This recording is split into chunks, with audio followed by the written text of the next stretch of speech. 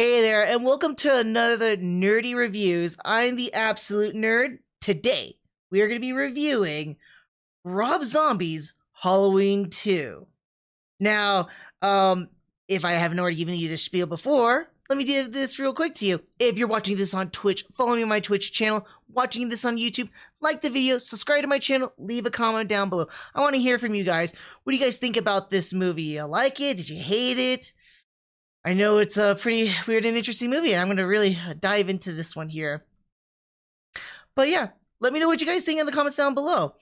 Other than that, let me just kind of just jump into a couple of things I want to just talk off about this movie right off the bat here. So for those you don't know, this of course is the sequel to Rob Zombie's first Halloween movie, which came out in 2007. This one came out 2 years later in 2002. It's got a lot of negative history. I'm gonna try and boil that down really quick and simple for you guys.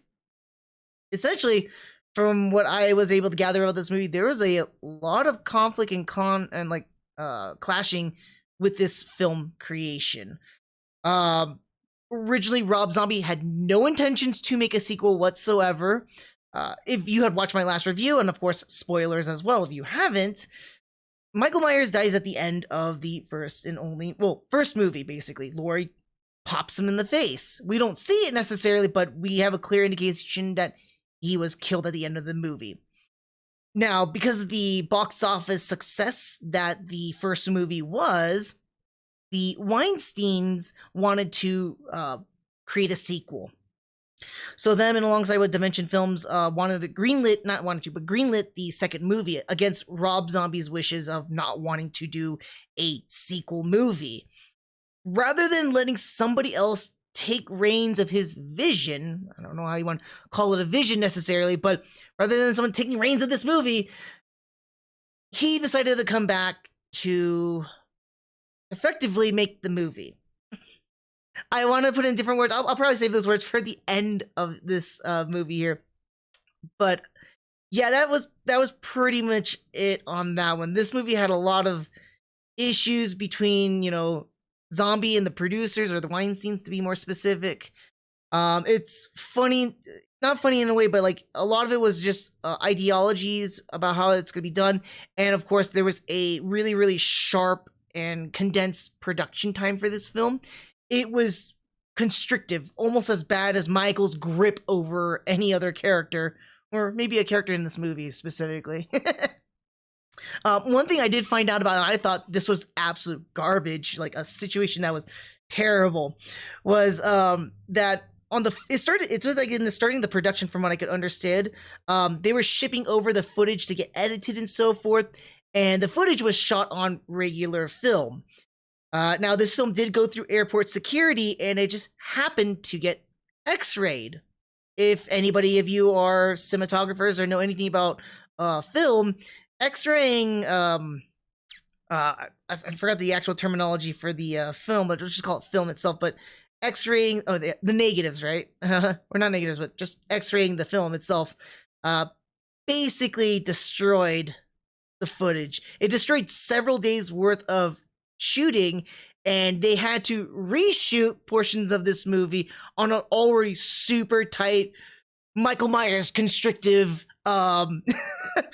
shooting schedule. So that was an absolute nightmare.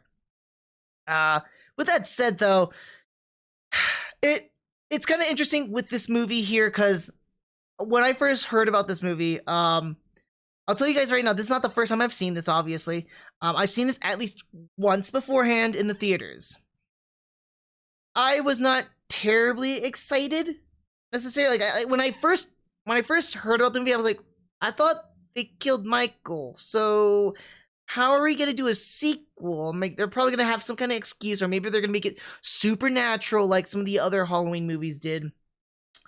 But they didn't go that route. So I was like, okay, so how are we gonna go about this? So I came in this with some level of excitement, because I did like Zombies movie. While some people might not like it, and it is very polarizing at times, I enjoyed it. It's an all right movie. Not the greatest. Definitely not gonna beat the original, but it was still a good movie.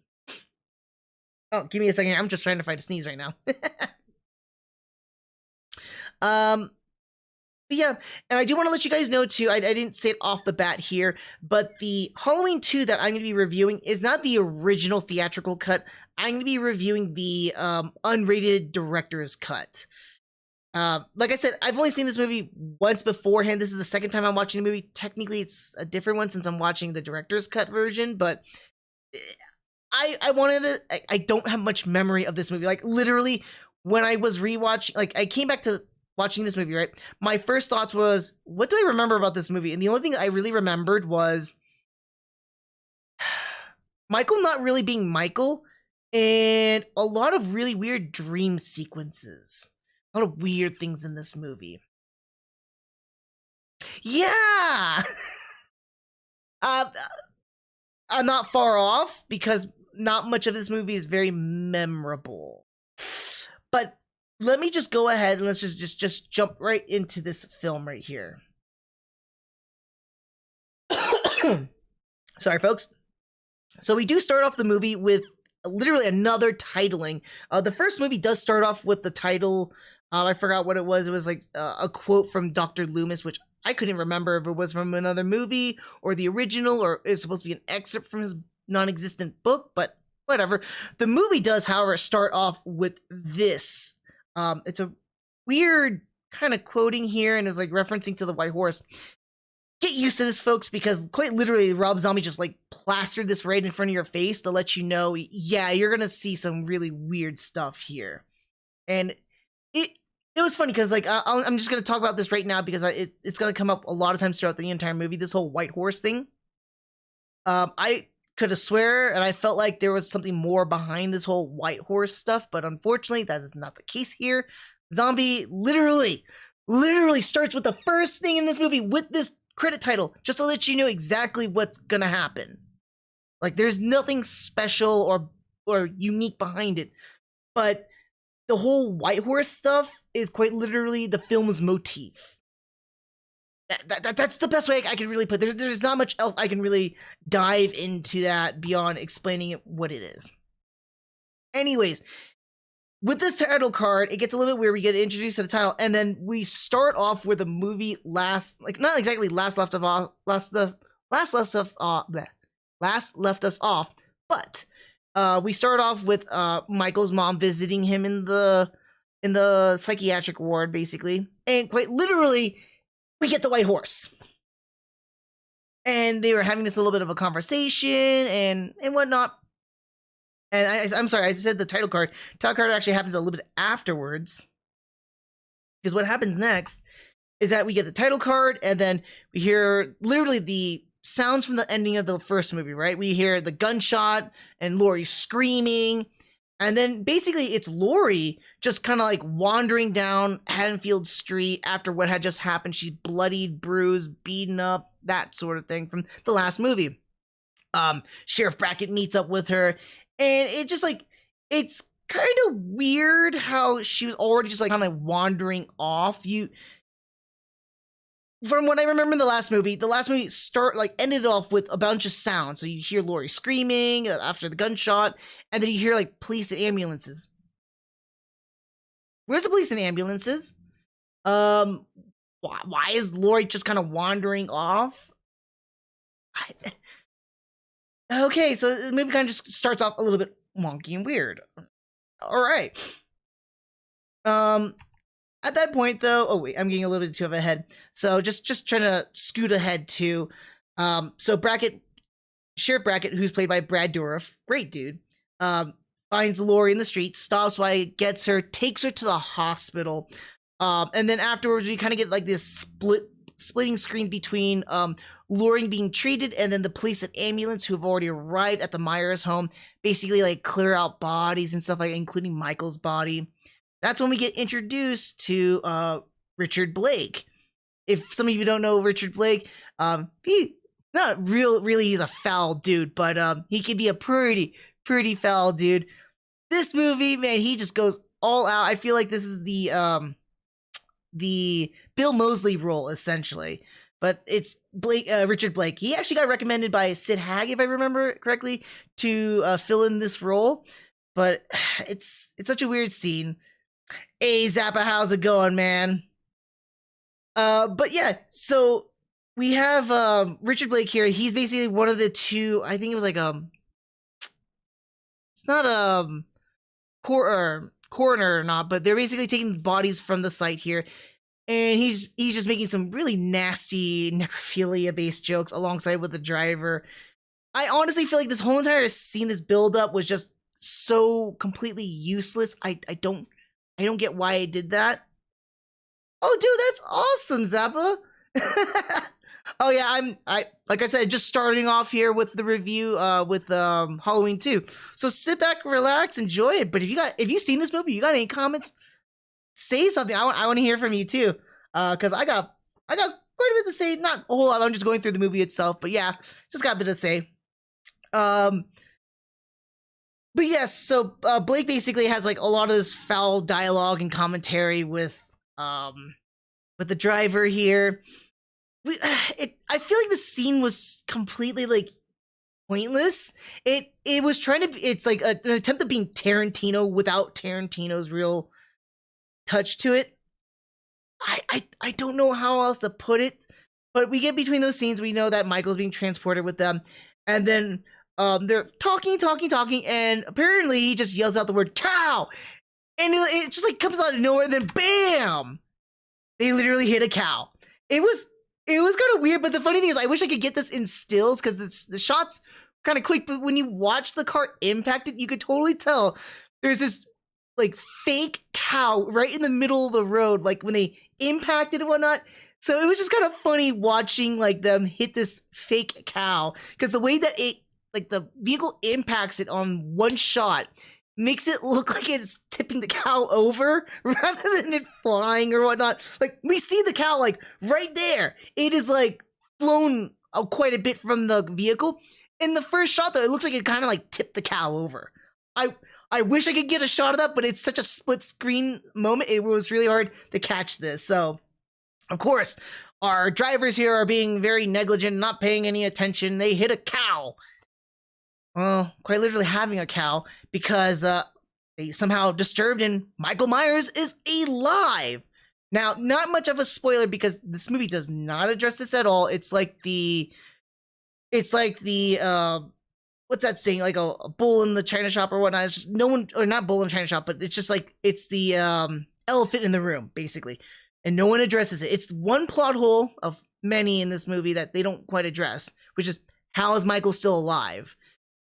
Again, Zombie did not intend to make a sequel here. He intended to have Michael killed off in the first movie, but they brought him back anyways. They don't explain how in the world is he still alive after getting headshot. And the best thing I could think of is that maybe, like, in my little head canon, right? Laurie didn't shoot him in the head. Maybe she shot him, like, somewhere in the neck, and then blood spurted all over her at the end of the movie. And that's what had happened. That's the only way I can logic myself out of this, because there is no explanation why Michael's still alive at all. And keep in mind, Michael's not supernatural, not like he is in the Thorn saga of like 4 through 6 or whatnot. He's not supernatural. He's a human being who was shot by a 357. So I don't know how he's still alive necessarily, other than Laurie was a bad shot and did not get the actual kill shot on him. And he somehow has a lot of blood. But yes, Michael is still alive, and he comes by and he gives Richard Blake, he really helps him get ahead in life. And literally just cuts him from this movie. So with our first 2 deaths in this entire movie, we got the driver and we got the Richard Blake here, who were killed off. Now everything kind of seems like it was going normal and fine right here. Everything's kind of like cattywampus and whatnot. It's a lot of this shaky scenes and shaky cam at times.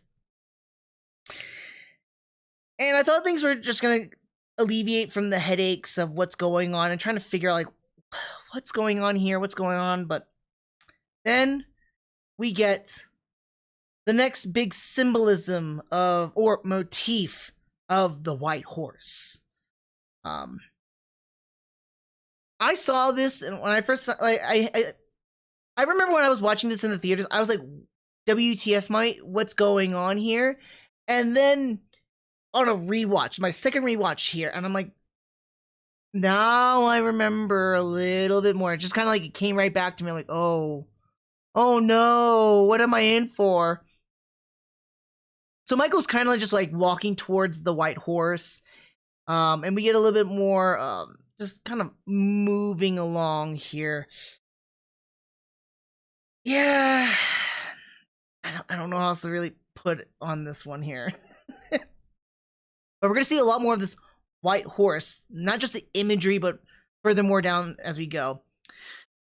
Continuing along after Michael just walks along this road towards the white horse, we find out, of course, Laurie, after her surgery, is well, not 100% great, but she's still alive, and she's in like portions of cast and stuff like that. She wanders around in a little bit of the hospital just to find her friend Annie, who's in the next, like, a room or two down below her, not below her, but across from her, and just like cries over Annie, like, oh my god. So we now know that Annie is still alive. If we didn't have already an indication that she was alive from the first movie, she's definitely alive here. Now, while she's crying over her, Octavia Spencer makes a cameo. There's a lot of cameos in this movie, by the way. So if I didn't already drop it off with the Richard Blake part, definitely there's gonna be a lot more cameos as they come along here. So what we have is that Octavia Spencer comes by and tries to calm down Laurie and go like, okay, you need to come back to your room, da-da-da-da-da. And she tries to help Laurie back to her room. And I swear, I don't know any nurse that would necessarily do this. So she gets her name paged by the overhead. And it's like, okay, Laurie, do you know how to get to your room? Yeah. And then she leaves Laurie. And Laurie, by the way, can barely even walk. You can't see in the scene right here, but she has this like, you can kind of see a little bit, that little blue thing right above like her back. She has this like pull with the like heart measure. I think it's like also like an automatic dispersal of IV. I can't tell what that machine is. I'm not a doctor or a nurse or technician or whatnot, so I can't tell you. But she's like literally like when she's walking, she has to lean into this pole or hold on to the box just to keep her going. It's like her crutch. So she can barely walk around already, and now the nurse is having her walk back to her room without any help. It just seems like it's just because it's overnight. I'm like, short staff, I get it, but you know, help her get to the room, then help out. I don't know what procedure is, but it just seems so awkward and weird that a nurse left her. Laurie could not handle herself, so she kind of felt like, I'm feeling dizzy and whatnot, and she goes into like the nurse's little quarters area, you know, like kind of like a receptionist like area where it's open on both ends, and she's like trying to like, you know, get some medication to help her with her dizziness. Octavia Spencer comes back. It's a little bit weird because she's faced all the way back. Like somehow she walks into the screen, but like face backwards. And then she turns around and you just see this clear cut in her face. And she starts screaming. I'm like, WTF, what? Why are you screaming? You would think that if you were being cut or whatnot, you'd scream earlier or whatnot down the hall, freaking everybody out. No. So she screams and falls down. Poor Octavia Spencer. She's a sweet woman, or at least from what I've seen in her movies. She seems like a sweet woman. But she goes down, freaking out Laurie, and Laurie is kind of like making a run for it. I think because it's a lot of franticness in this scene, a lot of like shaky kind of cam stuff, so it's hard to gauge everything at that point. And she's telling like, Laurie, run. And then all of a sudden, of course, Michael shows up.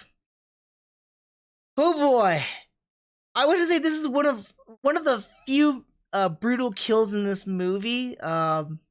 Yeah, Michael just basically walks over to her, kind of does his little Michael can't, and then just proceeds to just goes to town on her with his knife, which I don't know how he got his knife, because he left the band that he got in a car accident with a shard of glass. So I don't know where he got his giant butcher knife that he had from the first movie. Not butcher knife, but a giant knife from the last movie.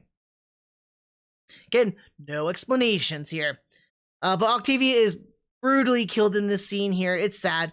And what we get following up, and there's a lot of it too for a good while, which is a really, really, really long chase sequence throughout the hospital. So it's kind of like going from upstairs all the way down to this weird little area you kind of see right here, and then going outside.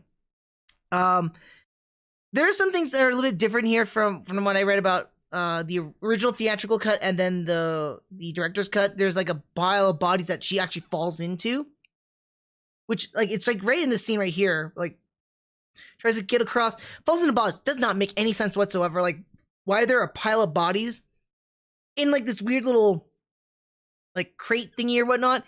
Not crate thingy, but like a bin, and no one's taking care of them. Diseases, anything like that. Is this? I have no idea why that was there. So it was just kind of a weird moment. And it should have been a clear cut reason why it was weird.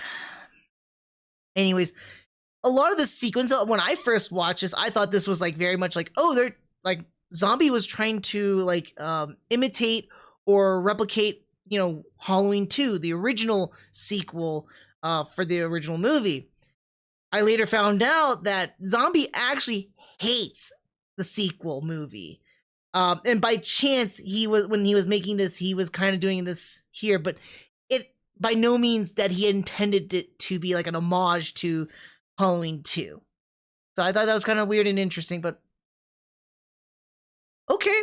Anyways, Laurie books it, tries to get away. She actually finds an axe, but she doesn't grab it and just bolts away. Of course, if she was able to find the axe and not get it out for what other reason, Michael gets a hold of this axe now and proceeds to chase her with now a bigger stabby, not a stabby, but a hacky item now.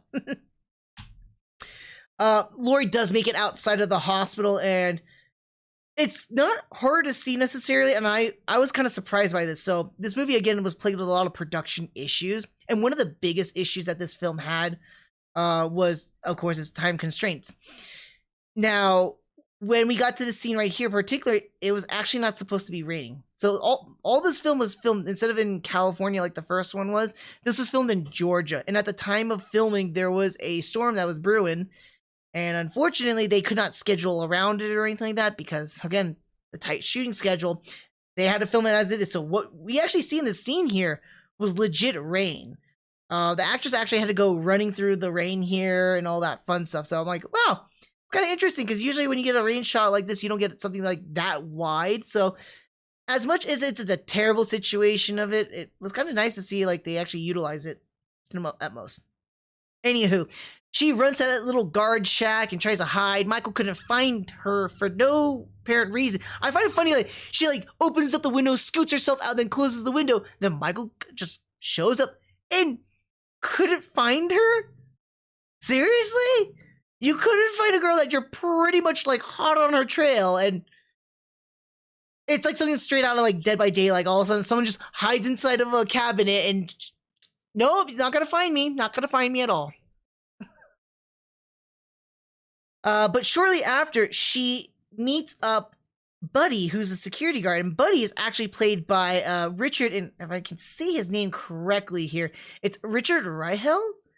He's a sweet old man from, well, not exactly a sweet old man, because like he's like a semi-famous like C-lister, I believe, or so. I remember him mostly from Grounded for Life. You guys watched that television show back in the day? But he's also showed in a bunch of other like movies, usually like just a small role, kind of like this. Unfortunately, of course, you know, Buddy tries to help out Laurie. Laurie's freaking out. She's not able to be coherent with him. And as Buddy gets his car and stuff like that, and it's like, oh man, I think everything's gonna be all right. And you know, you would assume everything would be all right, unless you know about horror movies. Well, Buddy gets axed from the movie with Michael's help here. Michael then, after killing Buddy, proceeds to try and get inside this little shack.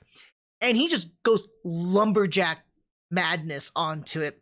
This scene gets really, really frantic, really, really crazy with a lot of the shaky cam and Laurie screaming. And I was like, oh my lord, I feel like I'm getting a splitting headache from all of this.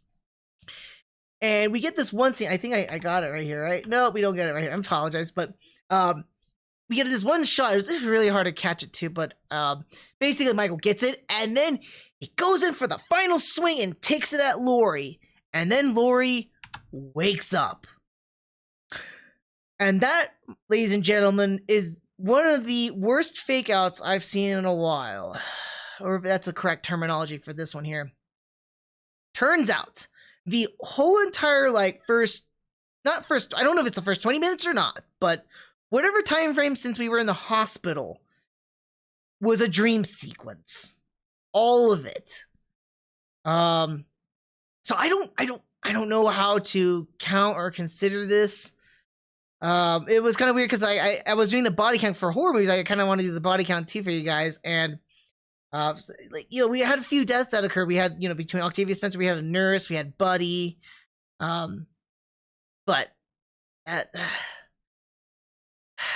I was really disappointed by the fake out for the most part, though, and I don't know if I'm going to count the deaths or not. I'm going to count the deaths either way. That's how I would count it because it's on screen. But the biggest frustration, though, was that we wasted like 20 minutes. And I'm going to tell you right now, this entire scene, this entire sequence had no relevance to the movie.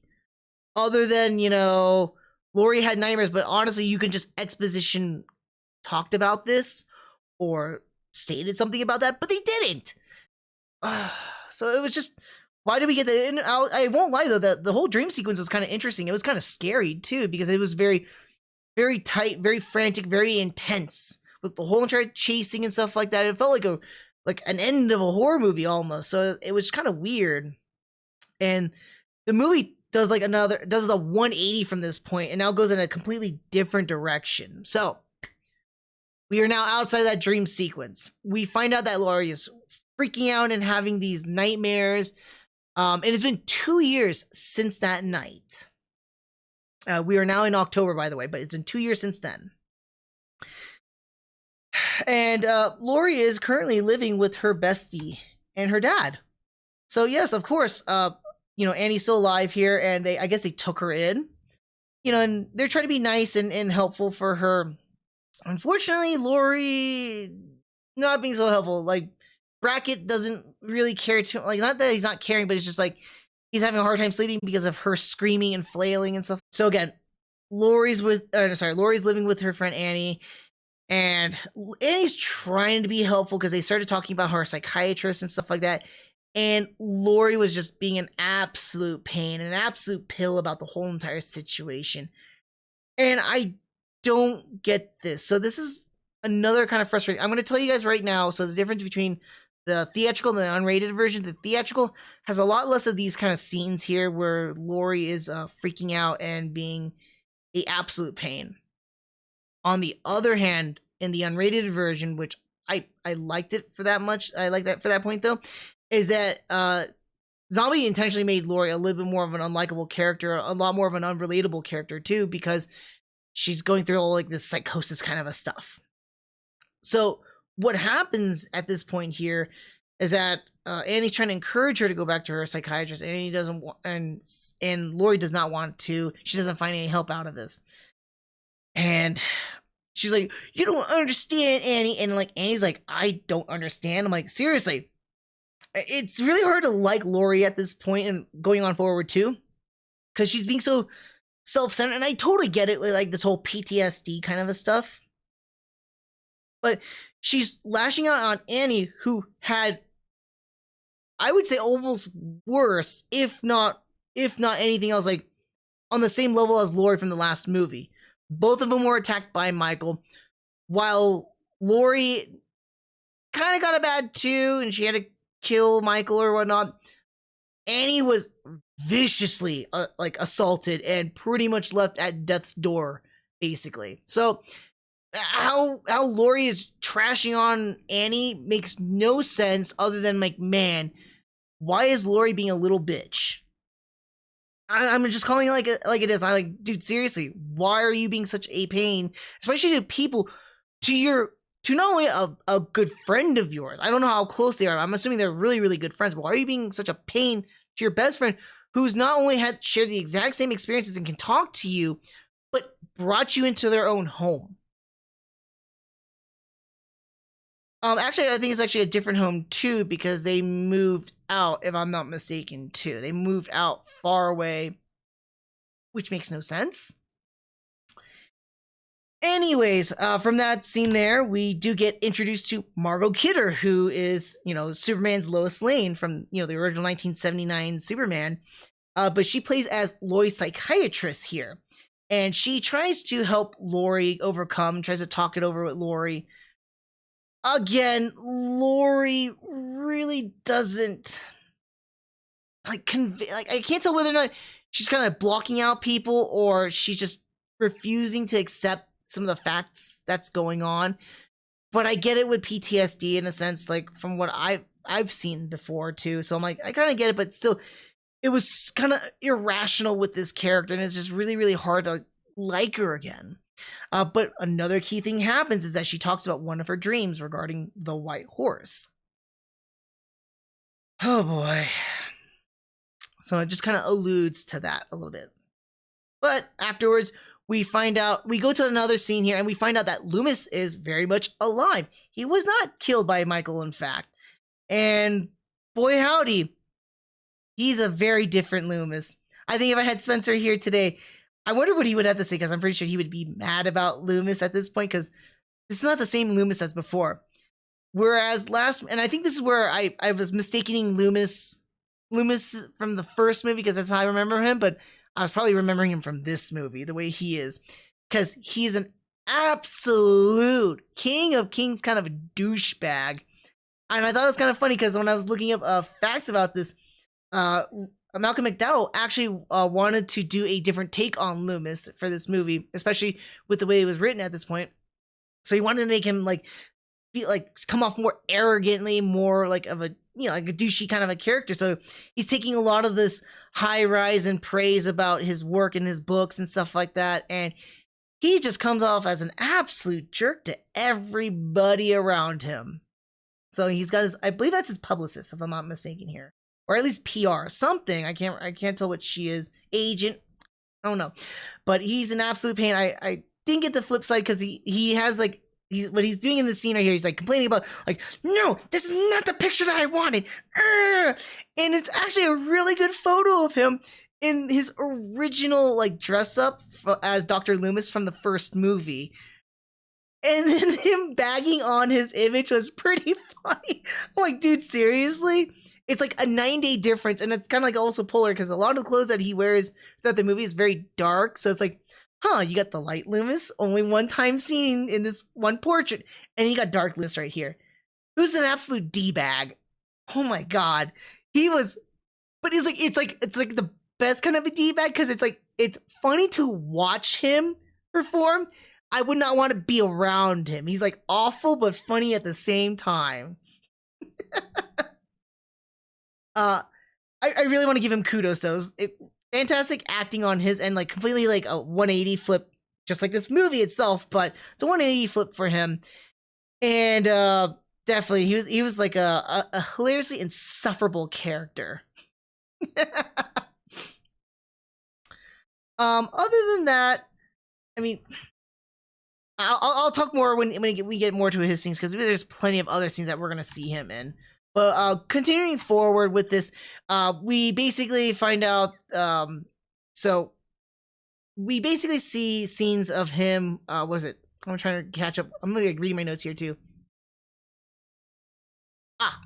Okay. So following up from the Loomis scene, we get this one here where we're introduced to Michael's new victims. I mean, Laurie's brand new friends.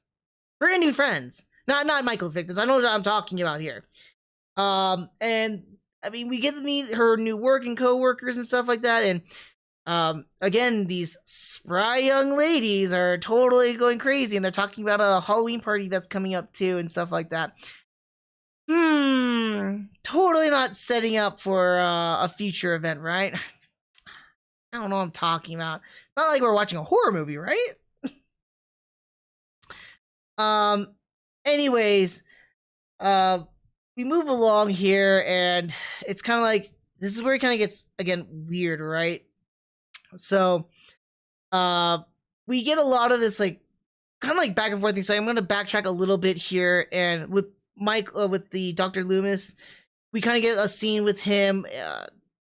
Basically, we find out that he's kind of kind of like a surrogate father to Michael, and it makes sense to some level or extent here. And people are blaming him for creating Michael. It didn't make sense to me, at least. I'll talk a little bit more when we get furthermore too. But either way, we get more scenes of now Michael moving closer to, like, walking closer to the Haddonfield. And then we get this trippy scene right here. So like we see him like walking along, and then all of a sudden he's coming to this shack, and he sees the white horse. I'm gonna refer to Sherry Moon's character as the white horse because it's Michael's mom, but again, it's just this white horse. Did I don't think I Yeah, I did. I'm trying to remember. I took these shots and I'm like trying to remember them. And it not only now with the white horse, now we are introduced to Kid Michael at this point here too. And I thought it was kind of weird how we see this. A lot of weird things in this scene here. So we get like white horse talking to Michael, and then Michael's kind of talking through the kid himself. And it gets wonky here.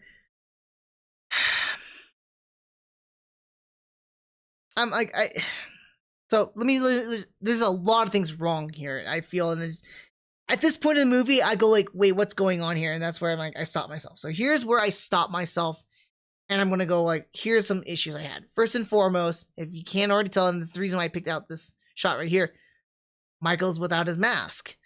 He's just this big, bearded giant. I swear to God, too, as much as like Tyler Mane does look cool like that, how is he Michael Myers at this point? He more or less looks like a representation of Rob Zombie in this film. He doesn't look like Michael Myers. Yeah, sure, we got the kid, and the kid's supposed to be talking, but he's not wearing his mask. Why? What's going on with why? Isn't the mask supposed to be like Michael's face or something like that? They don't really go into elaboration into this. They don't explain this. It's like a break of his own character that was established from the first movie. Rob Zombie coming back to take control of his vision didn't really make sense of his vision.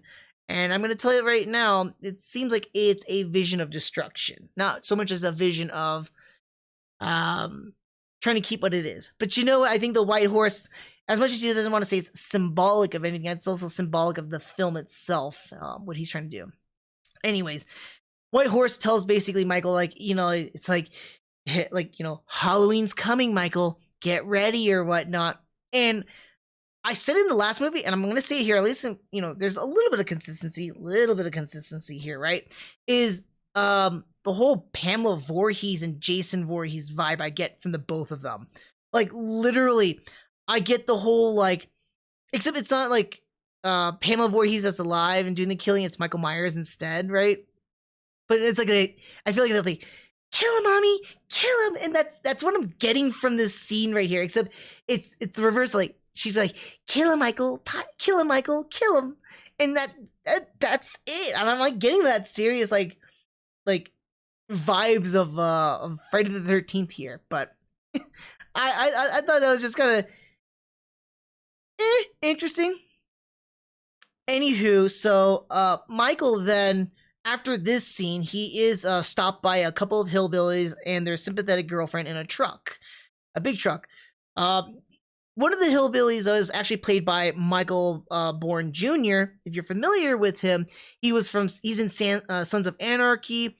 I mostly know him actually from like smaller roles in films such as like Memento and Batman Begins. But he and his buddy start beating the ever-loving bejesus out of Michael. And, yeah, you know, the girlfriend's like, stop beating him or whatnot. And they walk away after they're done with him. Yeah, Michael's not having any of that. So he masks right up. I don't know why he's not wearing his mask already, but he masks right up and he proceeds to get to the point with these gentlemen here. And the unfortunate lady as well. So that adds on to our body count here. It's a little bit like, all right. I mean, some of the kills right here are pretty brutal. I think the guy who gets you can't really see in the scene, but there's the antler ears, or like deer antlers on the front of the truck, and literally gets the point right there. So the scene ends off here with Michael walking to the back of the truck, and there's a barking dog in a cage. And I'm like, please don't kill that dog. But then he's like tormenting it with the knife against the cage, and I'm like, Oh yeah, that's right. I forgot the first movie. He kills animals. Anywho, we do cut to a scene of to Laurie and her new family, the Brackets, I guess I'm gonna call them. But Annie and Sheriff Brackett eating at the table. They're making jokes because they asked earlier in the movie, like, get pizza or food or whatever, but make it like vegan options and stuff like that. And Laurie's eating, and Brackett is just basically making fun of them, like he's eating meat and whatnot. And we juxtapose, like we kind of like go back and forth, like cut to cut, right? Michael, after killing the dog. Sorry, folks. Yes, it's a terrible movie. He kills a dog, but I can't really blame him if it's that much of a terrible movie, because he does what I feel is not saying that doing this is the right thing, but I believe in preserving life and stuff like that, or killing for right reasons, right? And he killed the dog, and he eats the dog. And no, he's not cooking the dog. He literally had killed the dog, cuts out meat or rips out meat, and he starts eating it. Ugh. I want to make some kind of bad jokes here, but I'm gonna refrain from that one. But it kind of goes in between him eating and then Laurie kind of eating the pizza and then getting sick and making best friends with the toilet. Annie tries to console her, but there's not really much to console. But oh, sweet Jesus, watching Michael eat the dog was not very settling, at least for me. I'm pretty sure you dog lovers too. I'm not a huge dog lover, but I love dogs too.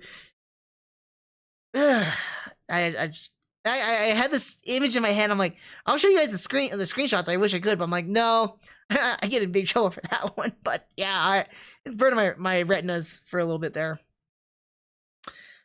But after all of this, right? After Laurie puking in the toilet, and we get Michael eating the dog, we're getting treated to what is probably the most trippiest scene or dream sequence in this movie. It's not trippy enough. I think it competes with another one coming up, but this one was really, really weird. Like, I felt like the best way I can describe this, it's like a merger between The Ring, The Cell, and a little bit of Pan's Labyrinth. And if they all just had, a fun little cuddle session and had a kid, that's what this is. That's what this sequence is. It's really weird, shot, and like it's got a lot of this like weird symbolisms kind of stuff. You can kind of see like the double Michaels right there, and they're trying to talk it over to the White Horse, which is no longer the White Horse. It's now its mother's like, why can't you talk anymore? Like, I'm no longer here. I can't do that. I'm like, okay. And then he's like, I want to show you something, mommy. And then we get this, and like we get it more of a close up. I didn't get a better shot of it or not, but it's a close up, literally like Michael Myers' mask on this gigantic skeleton, and it's like, okay, right. And then we see Laurie on this dinner table with these weird masked Halloween people, and they're eating and like they're greeting them. It's super weird. It's shot in this very distorted, dreamy way. I'll throw in, Jacob's Ladder too. It gets weird like Jacob's Ladder as well. Like all those like surreal kind of dream stuff mixed in with like kind of like that like Ring like weird imagery stuff. Yeah. That's what this sequence was. It's kind of interesting itself. I'm not saying it's bad, but it feels so weird and out of place. We're getting into some wonky, cattywampus weird territory with this movie. I'm okay with it, but it's just weird for the tone of what's going on in the movie. Movie kind of feels like it's all over the place a little bit at this point. Really, really does. On here. So, another part here too was, so right after this, I'm just gonna kind of combine a lot of things at this point here, right? We follow like Michael's on the move again. Loomis is being like a sellout and just like trying to push out his book. And then we get another sequence where Laurie's trying to not another sequence. We're getting a sequence of Laurie trying to take a shower. And she starts having like these weird psychotic, I couldn't tell if it's like a hallucination or she's dreaming, But then she starts like having these weird, kind of like a trippy back and forth dreaming of like, hey, I'm gonna dress up. Like she's like, and put it this way, she basically dreams as if she was young Michael killing her best friend Annie, like the same way that Michael had killed his stepfather in the first movie, the same way that she was gonna kill Annie. And it gets trippy. Like, I think this is probably one of my favorite scenes in the entire movie, besides something that does come up too. Because unlike the first dream sequence, which felt like something that belonged in the ring and all that other stuff I talked about, where it's surreal, this one's more like a guttural, like in your face. A lot of these like quick cuts, weird imagery. This one like stands out the most because it's just so contrasty compared to what we see. And then Laurie is like I guess satanic self, like screaming obscenities into the audio, and when I'm like, what is going on here? It is weird and trippy and freaky. Like I don't have any other way to describe it. It's like, holy shit, what is going on here? I don't know what is going on, but it's a pretty weird and interesting scene. I'm not gonna lie. It was really nightmarish. That was great stuff. Laurie freaks out, breaks out of this freak out though, and proceeds to like try to like console herself. So afterwards, with this really, really weird dream sequence here, we get what follows up later on in the sequencing here is that she kind of goes to her psychiatrist and she's recalling. So here's how it is. Here's another difference between the unrated and then the theatrical version. In the theatrical version, we actually see Laurie go through and doing what she's saying. She sees Big Lou in this Frankenstein saying obscenities and stuff like that with a news reporter, and then she spends time with the little piglet and stuff like that. In this sequence, though, for the unrated director's cut, it's the reverse. Instead, she's in Margo Kidder's office and she's trying to talk about what she experienced.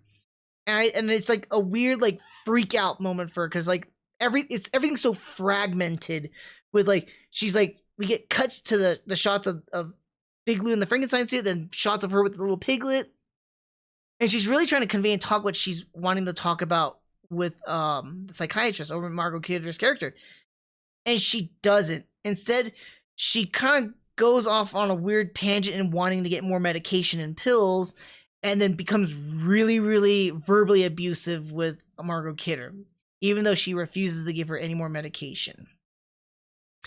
But not that I like the scene necessarily, but it kind of shows a lot more of this mental deterioration with Laurie and how she's holding up herself. And I'm like kind of like wondering whether or not it kind of feels like everything's coherent when you look at it after the fact of the matter, but when you're watching this, it's like, what is going on here? Like, are we trying to set her up for something? Set her up for something is something I want to add in here. But after all of this said and done, right, and I'm just gonna kind of skip along here, right? We still see Michael basically again, another shot of Michael coming closer to Haddonfield. Brackett learns about Loomis's new book, and he's got a little bit of reserve. And of course, after Laurie had her confrontation with the psychiatrist, she comes back home and gets into another confrontation with Annie. And it brings up the same things. Like, you don't understand. Like, I don't understand. Again, two survival victims, and one of them just making it more self-centered. I don't understand it myself personally, but I'm like, unless there's some real groundedness behind it, I feel like Laurie's just being an absolute like a pain again. They get into a bit of a fight basically, and it just leaves off on that point here. Following all those scenes, we finally get to a stripper club. Of all places, a stripper club. And it's Big Lou right here, who is basically just like talking with this, I guess, his head stripper. And I can't tell that's his son or not, but a stripper joint worker. And he's like, oh, look at me, I'm on TV. Da, da, da, it's so good. He's promoting all his stripper club. And then what we get was they kind of have this like little interaction. I felt like it's kind of like a throwaway scene almost, but not really. Fun fact: the dude above me, I think his name is like Jeff. I can't remember his full name, but it was like Jeff something. Originally, that was actually supposed to be Bill Moseley playing in this role right here. Unfortunately, because of more of the production shenanigans, Bill Moseley dropped out of the film. He actually showed up on set, but because of all the stuff that was going on between the producers and the set and stuff like that, Bill Moseley's just like, you know what, I'm out, I'm done. He leaves the set. So apparently what Zombie had to do is, if I'm not mistaken, he was actually cast as another character in this movie. He basically asked him to play this character here. Yeah, that's pretty much it. Like, not much else about the scene really speaks out loud other than you got 3 more victims right here. Michael shows up, of course, and gets the town on these 3 people right here. Now, while Big Lou doesn't really get it that bad, he is a... There's something about compound fractures, and those are just really, really horrifying. Don't Google compound fractures. It's basically like when bone protrudes. Save you graphical images right there. But he gets like a weird compound fracture and he gets killed. All 3 of them do get killed, but Jeff here gets killed first.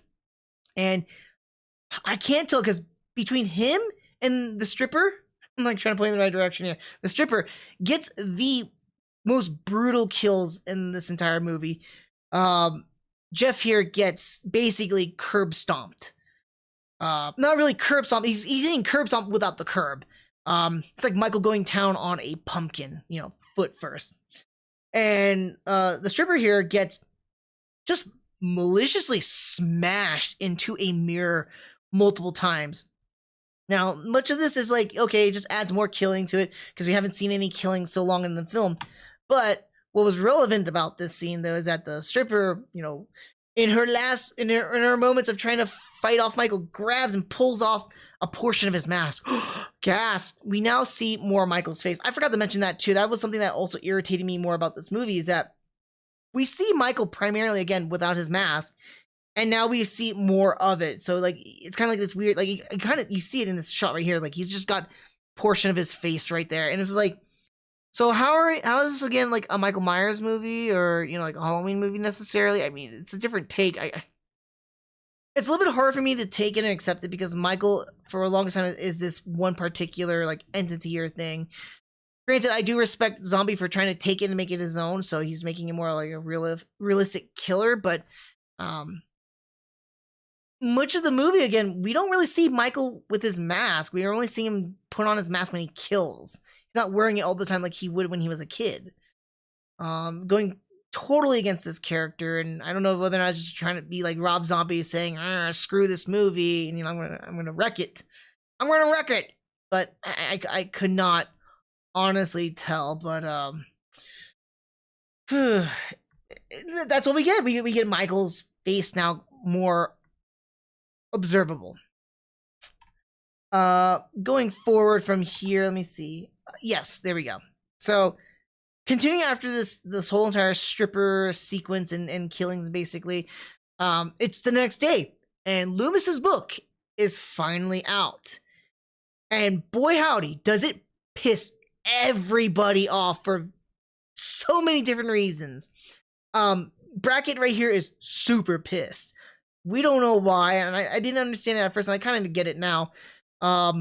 We also get other people and other characters that get pissed off at Loomis about this book. So immediately Brackett's trying to like call his daughter, like, "Hey, sweetie, just make sure if Laurie's like, can you get to Laurie, make sure she doesn't leave the house or whatnot." And he doesn't tell her daughter diddle about what's going on. Laurie actually, like, as Annie was telling her dad, she's out and about. She's actually out and about, and she sees the new book called The Devil. And guess what she does? She picks it up. Of course, another sequence that we see here too is that Michael sees the billboard, and it's weird because then he's a traveling caravan with the white horse and his younger self. Again, this is another cut sequence because in the theatrical one, if I remember correctly, reading about it, Michael does not show up with those other two. He's just by himself. Let me see here. And then we kind of move along here to,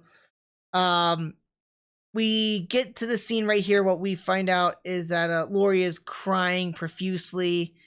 And also before that too, I forgot to mention that there's a book signing, right, for Loomis. He meets a crazy killer, fascinated, like a guy fascinated with killers, kind of thing. And then he meets one of the fathers of the, I'm assuming it's Laurie's friend from the last movie. I couldn't tell. I'm not sure. But the dude's absolutely pissed at Loomis and tries to kill him, actually. So that was another interesting kind of scene. I'm like, okay, I get it. Here's the weird thing. Everyone's blaming Loomis for creating Michael. And I'm like, how? Loomis was trying to treat Michael, right? So why is everyone blaming Loomis? It's not like he was judge, jury, and executioner and could say like Michael can get killed or whatnot. So why is everyone getting pissed off at Loomis? At best, I can get that he's profiteering off the story of the dead or whatnot, but I mean that's not enough to drive a father to go shoot him at his book signing.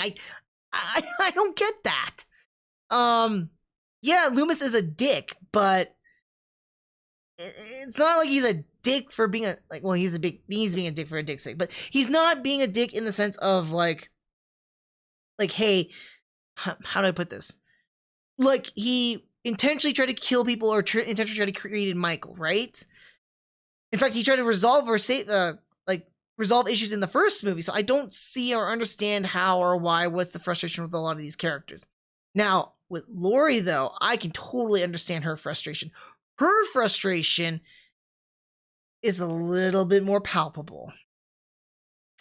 I was a little bit surprised about this because I don't know why, but we'll find out in just a little bit. But we could tell that Laurie is in her car, she's reading the book, and she's getting all pissed off and thrashing and like super frustrated. So right after this sequence here, so then after the fact of the matter that we get Laurie crying in her car and here, you know, obviously she's pissed off. She goes back home and she grabs all her shit and bails.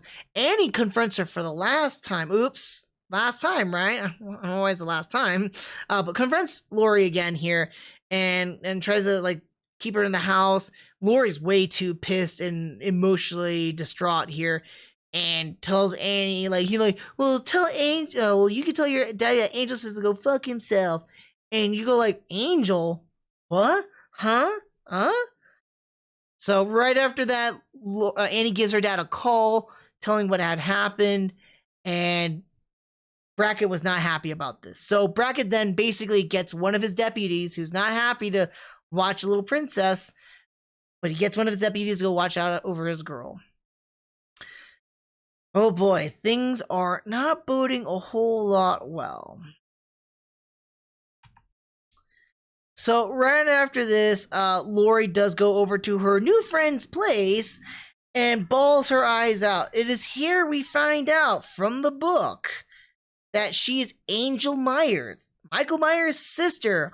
Shocker, right? It's not like none of us didn't know about this. So I think the one thing that was kind of weird is that they kept this away from her. And no one has talked about this to her. So then she just starts going insane and freaking out. And her friends are trying to calm her down. It's not really going well. We then cut to another scene here where Loomis is actually doing an interview or like a guest appearance at this show that features Justin Hadwick and Weird Al Yankovic, of all people. I was like, dude, Weird Al's in this. This is awesome.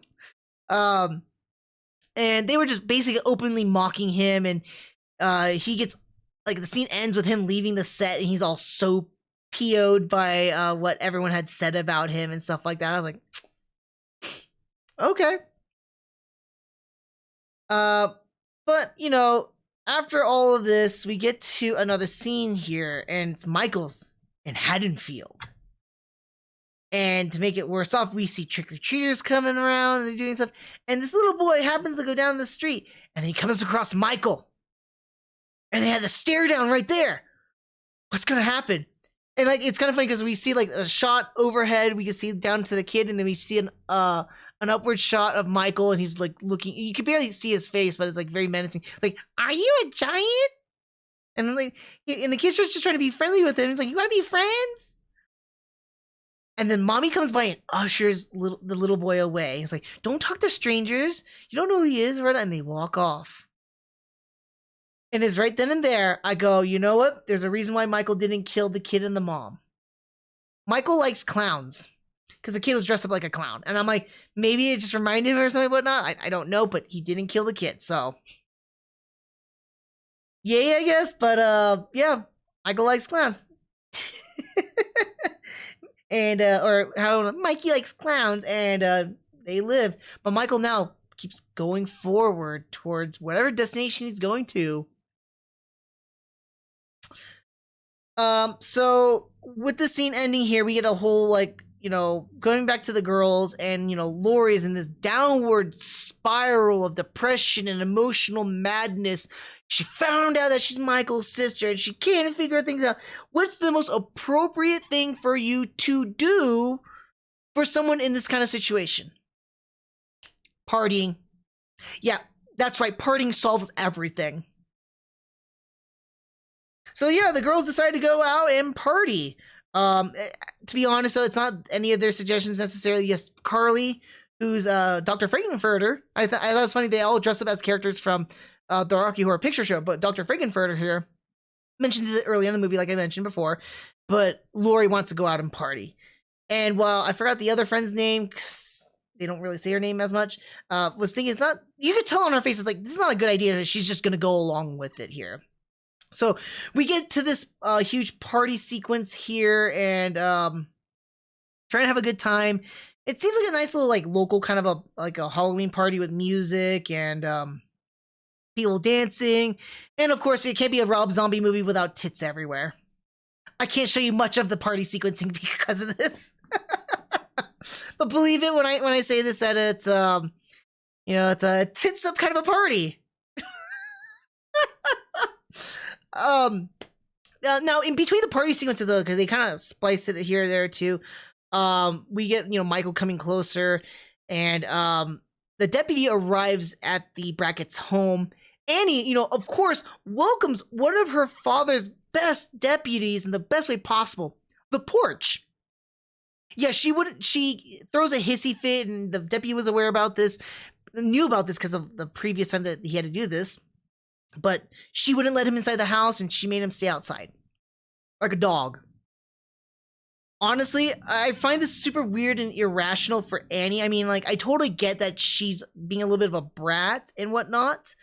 But for someone who's survived a life-threatening stalker killer situation, you think you'd want all the protection in the world. And I'm going to tell you right now, I would love to have that kind of a protection, okay? Because that kind of protection costs a lot of money. And Daddy is throwing a deputy that's paid from, not saying it's ours, but our taxes to watch over his little princess. Favoritism much? Well, I mean, to be fair, no, not even to be fair, because we don't even know if Michael's alive or not. It's been speculated. We know, as the audience, Michael's still alive. But nobody in this movie knows that Michael's still alive or not. So, here we are. We're coming down the wire. You know, everybody's just kind of like having parties / trying to set up. We're kind of getting an idea of what's going to come off or lead off to next. Curly, of course, Dr. Frankenfurter here, finds a chew toy with a werewolf boy, and they decide to go off to the Shaggin' Wagon. I'm not joking you. He actually called his van the Shaggin' Wagon. And they try to get a little bit busy there. Of course, you know where this leads to. Familiar with any of those horror movie tropes in a slasher movie? Sex is a bad idea, kids. Michael quickly makes work of the chew toy, and then makes work of Carly. He just, like, smashes through the van, and then he literally does, like, a death strangle to her. Yeah, that's pretty much it. Now, let me see what here. I'm going to kind of, like, scoot ahead. We do get another scene where Loomis is now sitting in his own apartment, in his, like, hotel apartment, and he's, like, watching the interview, and he's just lamenting over stuff. And it's kind of hard to tell whether or not he's lamenting about the events that have transpired as him being a junkie character. As in, like, profiting off the death of people and Michael Myers, or is he just lamenting over the fact that he's had a terrible interview? It was kind of hard to pick out from his mind, because he's always talking about the new Loomis. I don't like this. Meh. And it's hard to tell whether or not he's trying to go back to his older self, or he's just just being a pain. I don't know how else to describe it. But we get a sequence like that one, kind of setting him up again too.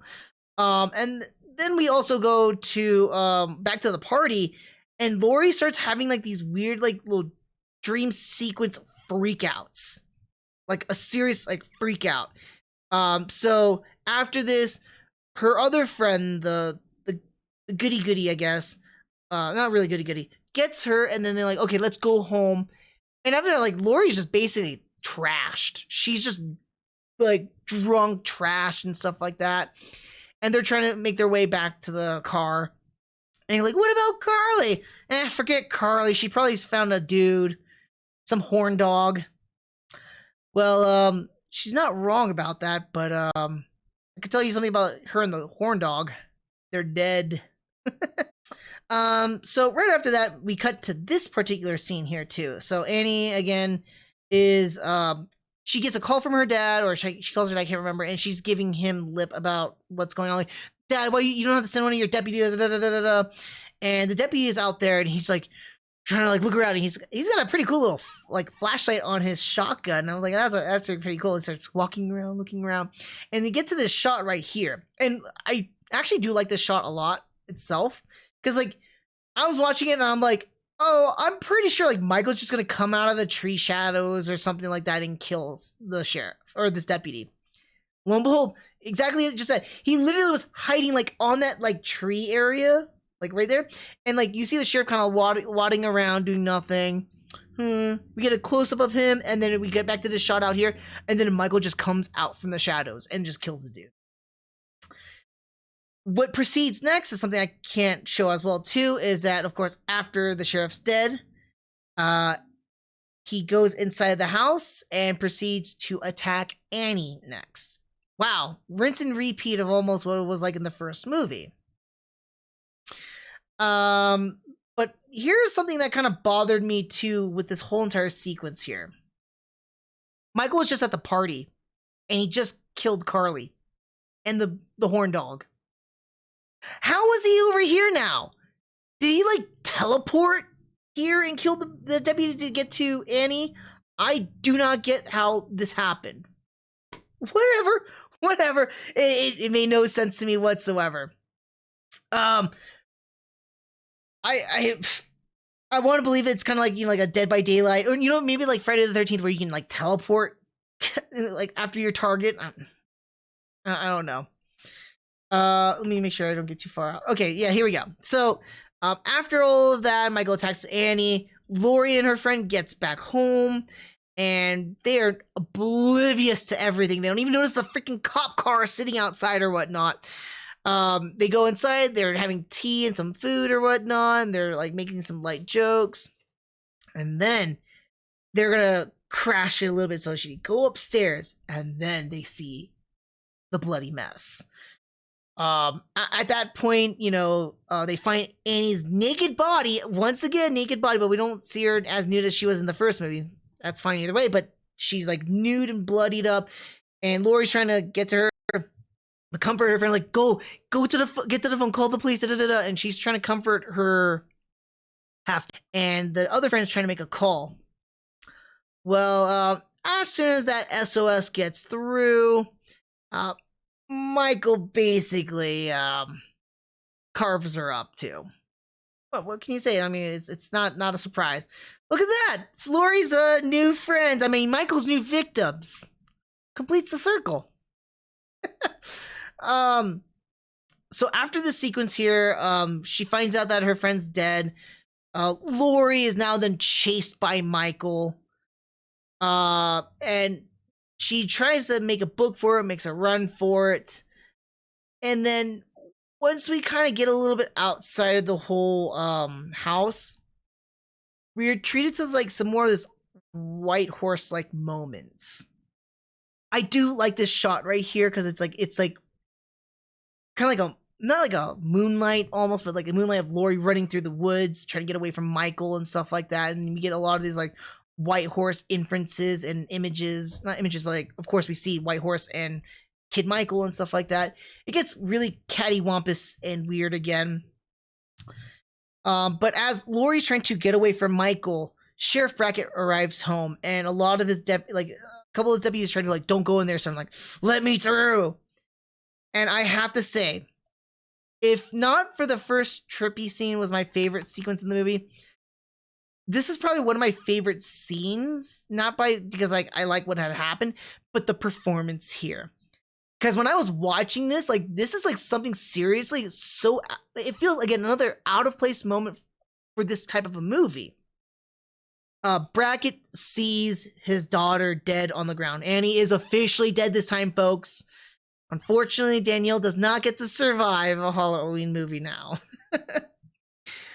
But he sees his daughter dead, and this face right here, like, he lets out the most, like, I don't know how to describe it. Like, it's like the most heart-wrenching scene ever. Like, wow. A lot of like freaking kudos to Brad Dourif here, because I've only seen him ever play as a villain or a schizophreniac or whatnot. And the last time the last movie he was okay as a sheriff, like it was just kind of like a generic role, I felt like. But this one right here, wow, he put a lot of emotion into that. Like I was like, like it is what an actor's supposed to do, but like you felt that pain. It's like it was just like a lot of that empathy right here is like just feeling that pain from Dourif, like crying, like no, like he did not like like over his daughter's death. I'm like, wow, that was like just that one scene alone felt like Oscar worthy to me. I'm like, in this, I don't want to call it absolute trash of a movie, but like in this like mediocre movie so far, you have this like diamond in a rough, a very small diamond in a rough, and it was a very short scene, but lot of emotion from Dourif here, and I was like, wow, that was like award-winning material. No joke, seriously. I was like, dang, I've never seen somebody like really put a lot of, you see a lot of these scenes where someone like crying over somebody and you just don't really feel it. Like you don't feel bad or you feel it for the scene. He makes you feel like shit watching this. You feel bad for Brackett, like really, really feel bad for him. It's just the way that he just conveys his emotion is just so visceral and so like gutturally, like heart-wrenchingly sad. So I'm thinking back to it, and it kind of gets me a little bit teary because like, dude, man, this is hard. That was a very, very like strong scene. And we then, not to break away from the seriousness of it all, but it is kind of serious. We then get to like these like a little bit of inserts of these like actual like family footage of Danielle Harris, the actress of Annie. We actually get her like a childhood like a Super 8 almost, like it's like a childhood footage of her as a child playing around or whatnot. And I was like, oh man, it adds a lot of that level of realism to this, and it really sinkers this scene a little bit harder more. And it's like, oh man, it was a for again a diamond in a sea of crap. This was a really, really solid scene though. Dude, super kudos to Brad Dourif. I have a little bit more of a higher respect for just, other than him being Chucky, the voice of Chucky, I have a higher respect for him as an actor now too. Like he really can convey that emotion rather than just being a psychotic mad killer with like joking tendencies or whatnot. He really can get just boiled down and make you feel like garbage, feel for somebody else who has lost something so much to them. So I'm like, it hits on a lot of levels. So after that scene though, the sheriff's men, his deputies, are trying to get him back onto his feet and help him get through. And Laurie's still booking it through the woods. She then comes across the road, as we see right here, and she finally strikes down a Good Samaritan. And again, you know where this is going, folks. Good Samaritan tries to help her out just like Buddy did earlier in the movie. And as he's helping her into the car, Michael shows up, somehow catches up to her that quickly. and makes quick work of the dude. Not only does he make quick work of the dude, and Laurie's not coming out of the car, Michael's going like, okay, you don't want to come out of the car? All right, I'll fix it for you. And he freaking Hulk lifts the car, topples it over, and basically makes mince of both the Samaritan and Laurie here. But wait, there's more. You see, Michael wasn't going to kill Laurie. He, in fact, takes her out of the car and then walks away. We got to get another one of this. And let me try and just show you real quick, too. Boop, boop. Like, you can see it right there, that little scene right there where White Horse, Little Mikey, and everybody else is walking away. And then the car explodes. I didn't know Michael Bay was in this movie. Like, it does not make any sense whatsoever to me, like, how and why this occurred, because, you know, for no reason, the car explodes. So just remember, folks, if you need an immediate car explosion and you don't have Michael Bay with you, just have a 7-foot-something giant killer, mass killer, flip the car for you. Guaranteed explosion. God, why? Why did it explode? It's not like it had anything explosive. Michael just literally smashed the Good Samaritan through the windshield and then flipped the car over, and then it explodes. What? God. Alright. So anyways, moving forward from this point here, Michael finds a little shack and brings Laurie and walks in with, and White Horse and little Mikey walk in too. We are then treated to some really weird sequencing of Mommy, I guess, or the White Horse, talking to Laurie. Okay, so now we're bridging the gap here of dream, fantasy, and reality. And she's talking to Laurie. And Laurie, like, telling Laurie, like, say, I love you, Mommy. And stuff like that. So this is where things get, again, confusing. It's like, okay, so can Laurie, like, interact with these spirits? I mean, clearly she can hear and see them, I'm assuming, but, like, can she interact with them? Is this, like, a linkage between her and Michael? What is going on here? Like, how is this correlating with each other? It's not making a whole lot of sense at this point.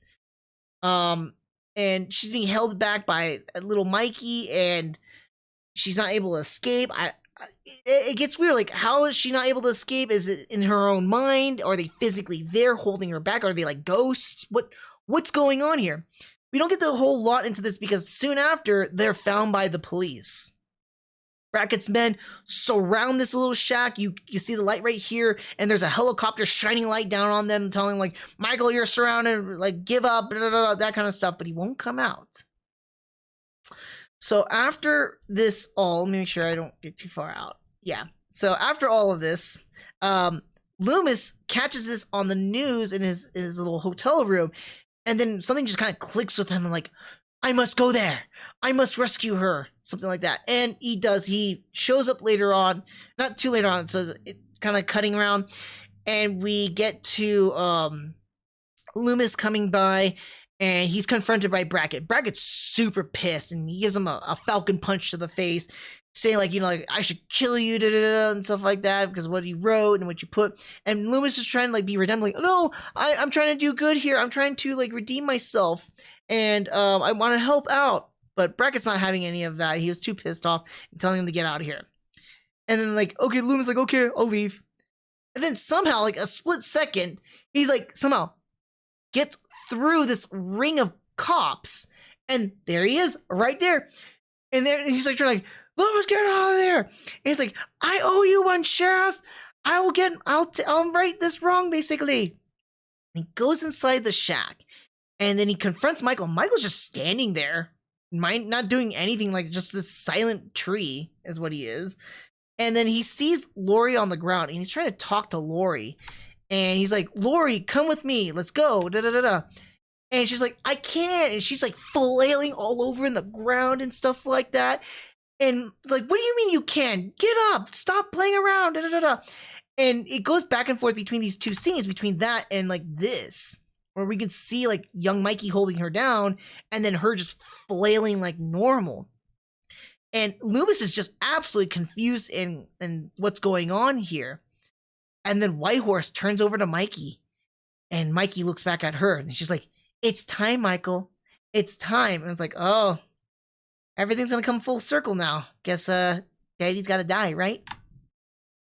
So what happens next is that Michael, like, we get this weird shot. I kind of like this a lot. Now, this is where I'll tell you a little bit the difference between this and the theatrical cut. Actually, I'll start with theatrical cut for you guys, and I'll leave it right here. Theatrical cut basically goes in the manner of Michael then takes his machete and slices and dices Loomis like crazy. Then Michael gets shot, falls back, and gets impaled by stuff. And then Laurie comes by, grabs his machete after like, "I love you, brother," and then just viciously stabs him to death. She then comes outside of the shack with Michael's mask for some dumb reason, takes it off, then falls down and starts crying and stuff like that. And then we get what we'll see at the end of this movie. Here's where the director's cut is different. We then get, after like the little scene between Whitehorse and Michael, we get this cut out like a long a distance shot for the shack, and then we're like, it's absolute silence. Like cops, the helicopter, we can hear that, but we don't hear anything else. It's like silent. Michael rams through the wall of the shack, and they break through in him tackling Loomis. And then what we see right here, they get back up, grabs Loomis. Michael, uncharacteristically, rips off his mask like that, and he looks like that. And then he speaks one word and says, "Die." And he just stabs Loomis once. Loomis goes down, and then Michael gets lit up by the cops. Yep. Wait, we're not done yet, folks. Let's keep going here. So right after Michael gets lit up by the cops and he falls down, Michael is dead. He's dead. Laurie comes out, and in her distraught self, I don't know if she's like possessed by Michael or by Whitehorse or what's going on here, but she walks up, grabs the machete from Michael's the dropped machete, goes over to Loomis's body, like she's like right above him. As she's about to stab him, a couple of cops light her up too, and she gets blown, like she gets shot like about 3 times or so. And like Brackett's like trying to tell them to stop shooting or whatnot, but the damage is already done. Laurie is dead. She's dead. So now we are coming to this, zooming out shot here of like there's Loomis, Michael, and now Laurie dead on the floor here. And what we get here is a little bit of the start of another weird sequence, and it starts off with the song of "Love Hurts." And then this is where it becomes the same thing as the theatrical cut, but just a little bit longer, right? We get this weird pan zoom towards Laurie's dead body, and then it cuts to like this weird like white hallway. Like we see this down this hallway, we can't see, and it kind of goes back and forth like the 180s, right? So we see down the hallway what we're looking down here, and we flip back, we see nothing, and we flip back over here, we see Laurie, and we kind of zoom into her. And she kind of like half cocks smiles her face a bit. And then down the hallway, she can see the white horse. And then as the white horse gets closer and closer to her, we cut to, and we finish off the movie with the last shot, which is like Laurie smile, like finishing up her half smile to a full smile and looking really, really crazy onto the screen. Now, it's a little bit longer here from in the director's cut versus the theatrical, but pretty much the same thing. That is pretty much it. And that's what ends Halloween 2. Quite literally, we end the movie with at least with the director's cut. Okay, director's cut, we end off with everybody dead. Zombie gets his best wish. It's kind of funny too because Musa Arad, I think that's his name, right? Or is it Akin Arad, the son of the original producer of the Thorn series of the Halloween movies, right? he gave his blessing to Zombie to do whatever he wanted to do with Halloween 2. Because originally, his father, who was the original producer, who did pass away when the first one was created, he usually had like a set of rules that for a Halloween movie, and one of those rules was that Michael can't die. So this time around, Zombie got the blessing, but not only did he not kill Michael, but he also killed off Laurie, killed off Loomis. Now, I'm not saying that Loomis has never died before. I mean, I think he died at the end of 6. I don't remember that well. I haven't seen 6 in a long time, or was it 7? Can't remember. But it's indicated that Loomis dies at the end of one of the movies, or maybe he becomes possessed. I'm thinking of the producer's cut. My God, the Thorn series is really, really weird. But it's either he gets possessed and he becomes the new Michael, or he's dead. I don't know. But in this movie, he's dead. Like Michael too, and Laurie. So it's kind of fun. I mean, like, I want to just talk about a couple more things about what I found out about the movie too. So with the theatrical cut, like, nobody liked the director's cut. So literally the theatrical cut that you had watched in the theaters, or you got the theatrical cut version, that was all reshot. Because this was the original version that Zombie made. The producers did not like it. Weinstein's go like, no, we're not having any of this. We want a potential for a sequel. You keep Laurie alive. If you want to kill off Michael, that's fine. We'll probably bring it back as a zombie ghost thing, but keep Laurie alive. And so they reshot the ending sequence from what I've described to you, and did what was the theatrical, which is Laurie comes out alive. But Zombie did not want any of that. So when we got this director's cut, I'm glad I actually watched the director's cut, because I think it was a little bit more superior than the theatrical, from what at least I can remember. I read up the differences between the two because I couldn't remember the first one, and I would not want to sit through another hour and a half, like almost 2 hours of this. I mean, like, the review is almost as long as the movies themselves. Almost. The movies are longer. Both of the movies clock in almost 2 hours each. But basically, I don't know, like, so let me just kind of break down. I have a flurry of things I wanted to talk about this movie, though, but the big thing was that it didn't feel like a Halloween movie. So yeah, Zombie came back and he said, like, I want to do this as my vision, as how I wanted to do this. But it wasn't really a Halloween movie. Like, throughout the entire movie, we focus so much on these other characters, and yeah, Michael does show up, but it's like, most of the scenes that we see Michael show up for was that, oh, I'm walking to Haddonfield. That's it. And most of the time, he's without his mask too. So I'm like, Michael never takes off his mask for the most part. In a couple of movies, he's taken off somewhat or whatnot, but not fully, or he does, whatever. But not for such an extended amount of time. It's as if, like I said, it feels like Michael was more like Tyler Mane, who played Michael, was mostly a stand-in for Rob Zombie, right? And the other thing too is that it felt like Zombie intentionally was trying to destroy this movie.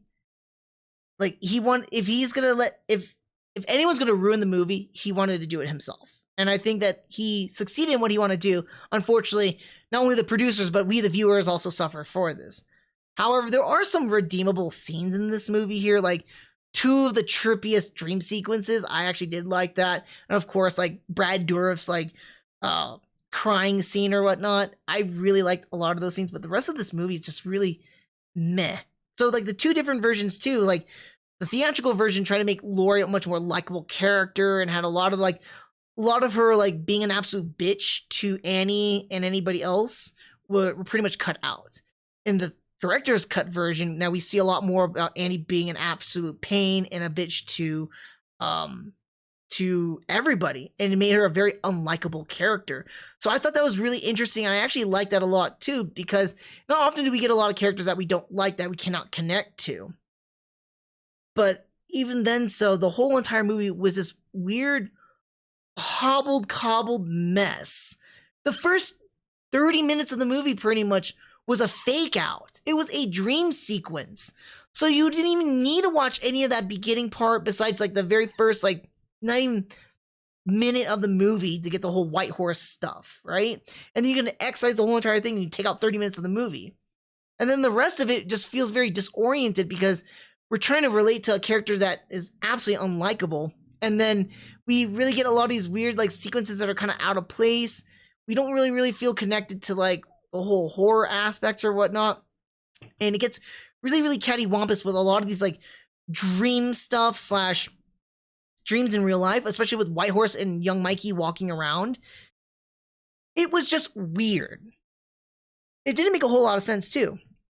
The ending, like I said, how was Laurie interacting with this dream? Is it like, are they is she and Michael psychologically linked? And that's the case here? Or was it because they are like some kind of ghost maybe? I don't know. It was so weird. I did not like majority of that at all. And as much as I want to put it is that Zombie wanted to say that this is his own envisionment, this is how he wanted to create the movie. I felt like this was not a Halloween movie whatsoever. This was like something that could be tossed out, right? Like this was like one of those remakes that was just saying the name and having some titles around, but other than that, it's nothing like what the representation of what it is supposed to be, right? So like if you took away the Halloween title and you took away Michael Myers' name, right? But kept everything else in there, like take away any inferences to the Myers movie, this would just been some other, I would not say generic, but more like a surreal slasher film, right? A lot of this, like, again, this dream sequencing stuff makes me feel like a giallo, like an Italian giallo film, where it gets really surreal and so out of place, but then we're getting grounded back into reality. So it's like, it's really cattywampus to me. But I mean, there's a few good things in this movie. Not even feel like a couple of good things, right? But in all honesty, this movie is really bland. It's mediocre. I know a lot of fans did not like this movie at all. They really panned this one. This one did poor in the box office. Everyone was pissed off at it. And I think Zombie got what he wanted. He got to kill his baby. And he did it in his way, his style, which is commendable to some extent. Unfortunately, producers that got hurt, I didn't care if they got hurt or not, but unfortunately, we, the viewers, got hurt. And that's something I was disappointed about. Happy for Zombie at least to finish this off on his own, though. Would not want to see someone else handle this, too. Because of this movie right here, Dimension Films and the Weinsteins had to sit on this property and couldn't make anything else because they couldn't make a sequel.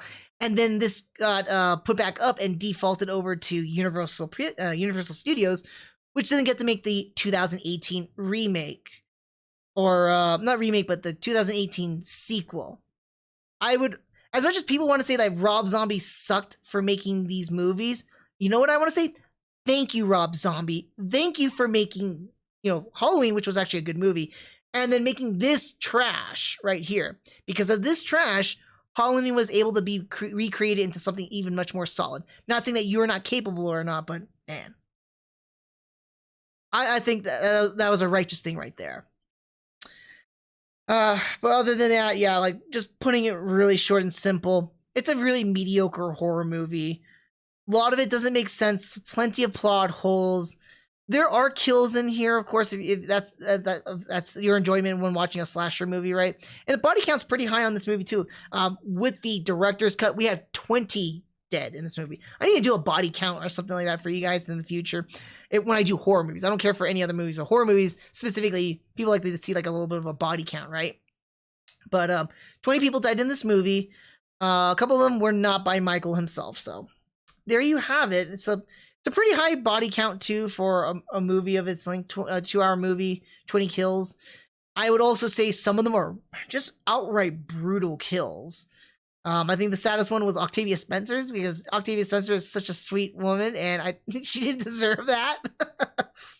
But I swear to God, her shrills in her scene reminded me, like in Dinner for Schmucks, when she was that like psychic medium who can speak to animals, and she was like, she read the mind of a boiling lobster, and she's like that sort of thing kind of reminded me of that scene right there. But other than that, I mean, this is and Dura, I already mentioned Dura 2, but Dura was really good. But this is a very mediocre movie. Not as bad as a lot of people keep saying it to be. not as bad as how I remember it too, because I remember this being far, far worse.